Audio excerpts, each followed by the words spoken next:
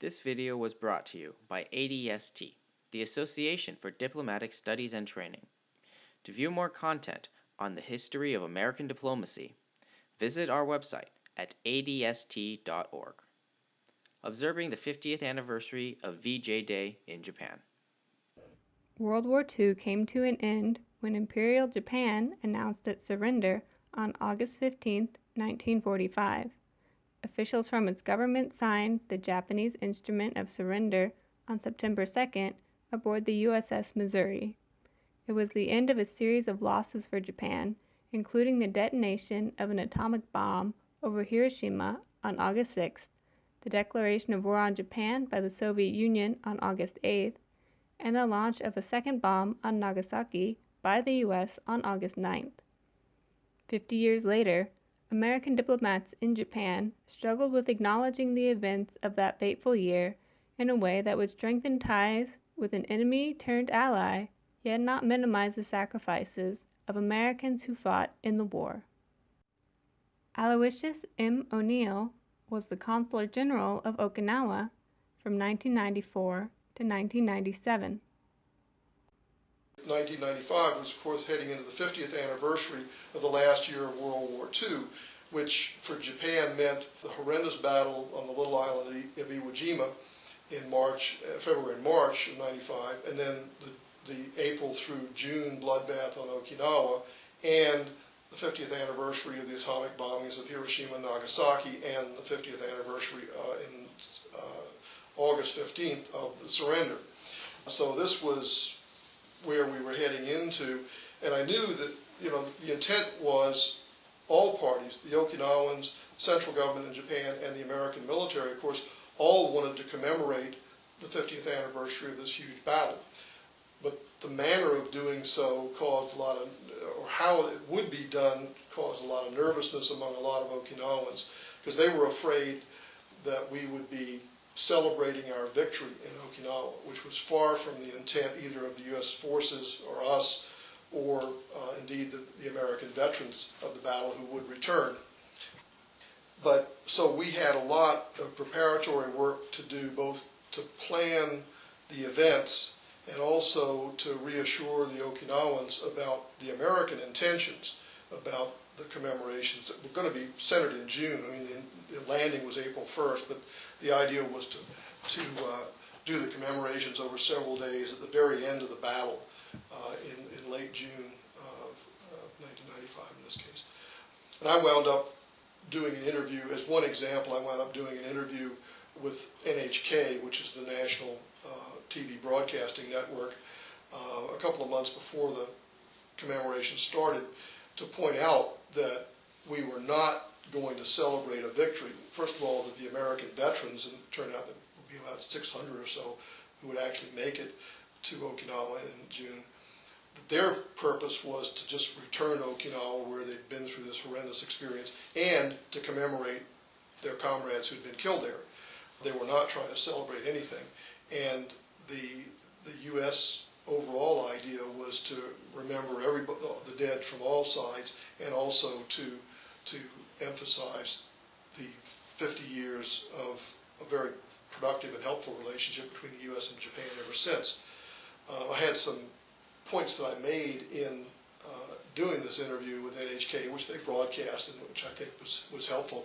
One was that I was able to point out that NHK itself had done some programs on the Battle of Okinawa in which they pointed out that the American invasion force had brought with them food and clothing for about 100,000 Okinawans, plus many thousand civil affairs specialists, because they knew that the Okinawan population had not bombed Pearl Harbor, that these folks had been basically caught up as essentially innocents in the militarist plans of the Japanese government in Tokyo. And so I played that back to this NHK interviewer, and he actually went back and found these programs and sort of blended that in with what when this interview was broadcast. The other thing was that by the time of the interview, we had in March the commemorations on Iwo Jima. And even though Iwo Jima is actually in Tokyo's consular district rather than Okinawas. It was the Marines on Okinawa who were planning and supporting the commemorations there on Iwo Jima. And so my wife and I flew out to Iwo Jima in General Myers' airplane. He was, at the time, a lieutenant general commanding U.S. Forces Japan. Later became chairman of the Joint Chiefs, and his deputy, Pete Pace, became his successor as chairman of the Joint Chiefs. So Pace and Myers and the Mondales came down the night before. Ambassador Walter Mondale, the former vice president, and his wife Joan came down, stayed with us the night before. We had a big dinner at the Maine Marine Officers Club, and then we all flew out to Iwo Jima on Myers' airplane. And Iwo Jima is a little tiny place. It's about 2 miles by 4 miles, in which 26,000 people were killed in about 6 weeks. Most of them, 21,000 Japanese, about 6,000 Americans. A really nasty place. It's still an active volcanic island. But anyway, the tenor of the commemorations was the point I was making to the NHK people and other Okinawans as well, including the newspapers, which was, again, these American veterans were coming there to commemorate their dead and to come back to this place where they had suffered so much 50 years before as very young men. And the whole idea of they were American and Japanese veterans of the battle who had been working together on the commemorations, and also, the ambassador was there, senior Japanese officials were there again to point out the alliance that had existed for 50 years thereafter. So I played that back into these interviews too.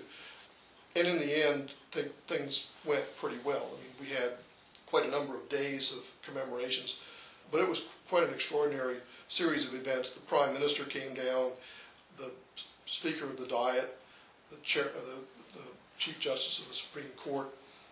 We had quite a large turnout from the Japanese government, a lot of ceremonies marking the huge toll of Okinawans who died. There was the dedication, and this is in June of '95, the dedication of what was called the Cornerstone of Peace, which is a pretty elaborate monument at the very southern tip of Okinawa, where the battle literally came to an end when there was no more room to fight in June of 1945. These were a series of granite, almost like screens, like oriental screens, in which they had carved the names of all 240,000 people, Okinawan, Japanese, American, Taiwanese, Korean, and British, who had died in the battle. And it was quite an effort by the Okinawans to collect all these names. It was probably the most complete list of the battle dead that they could that anybody could come up with, and that was dedicated by the Prime Minister in the course of these commemorative events. That was quite interesting to be there during that time. Russ Deming was the Deputy Chief of Mission for the U.S. Embassy of Japan from 1993 to 1996. This reminds me of one thing I don't think I've mentioned yet that Mondale did that I thought was very courageous is in April of 1995 was the 50th anniversary of the firebombing of Tokyo. Mm-hmm. And that was a raid on Tokyo by B-29s coming out of Saipan and Tinian, led by Curtis LeMay, or planned by Curtis LeMay. I'm not sure whether he was on a mission or not. He was later went on to be head of the Strategic Air Command. And they used incendiary bombs on a windy night, and it killed more than 100,000 Japanese in Tokyo. It was a firestorm. People's bodies fried in the river boiled and so on. And, one of the really horrible events of World War II. It killed more people than the bombing in Hiroshima did. The Japanese organized a commemoration at a public hall in Tokyo, and they sent the ambassador an invitation. And we got this invitation in the embassy, and I, as DCM, and my political officers were extremely cautious about whether the ambassador should go to this, or whether that would be interpreted in the U.S. as some kind of apology or a recognition of responsibility of an act that shouldn't have taken place. And Mondale just said, no, it's 50 years later. I think I should go. It's time to go. And he did, and it got tremendously positive response in Japan. And indeed, we did get hate mail from the U.S., from POWs and the families and so on. How could you do it? You know, my father or grandfather was a B-29 crew member, and he was, you know, imprisoned and so on and so on. Anyway, but it was magical. It was the right thing to do. And I really admired his political instinct, sort of against our cautious bureaucratic advice. Yeah. Walter F. Mondale was the ambassador to Tokyo from 1993 to 1996. When they had the 1995 annual memorial service for those killed in the firebombings of Tokyo, that terrible night, I went to it, just personally. I wasn't taking sides in the war, but I let them know that Americans were sorry about what happened to innocent people.